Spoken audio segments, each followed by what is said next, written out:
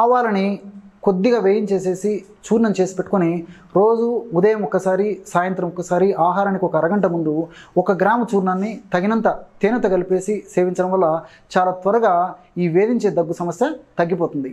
దీంతోపాటు ఒకవేళ ఆవాల పొడిని వాడుకోవడం కష్టంగా ఉన్నటువంటి వాళ్ళు, వేడితత్వం మరీ అధికంగా ఉన్నటువంటి వాళ్ళు దానికి ప్రత్యామ్నాయంగా తమలపాకు 1 లేదా 2 లేత తమలపాకులు తీసుకొని అందులో ఒక పావు టీ స్పూను వాము చూర్ణాన్ని వేసి కిలిలాగా చుట్టుకొని నమిలేసి మింగేసి రసం మింగుతుండాలన్నమాట. ఈ విధంగా ఉదయం ఒకసారి, సాయంత్రం ఒకసారి, రాత్రి ఒకసారి ఈ తమలపాకులో వామును కలిపేసి సేవించడం వల్ల కూడా వేధించే దగ్గు తగ్గిపోతుంది. ఆవాల పొడిని తీసుకున్నా సరిపోతుంది. ఆవాల పొడి కొంతమందికి వేడి చేయడము, దానివల్ల ఇబ్బందులు ఎదురయ్యేటువంటి తత్వం ఉన్నటువంటి వాళ్ళైతే ఈ యొక్క తమలపాకులు అదేవిధంగా వాము కలిపి తీసుకున్న చాలా అద్భుతమైనటువంటి ఫలితాలు కలుగుతాయి.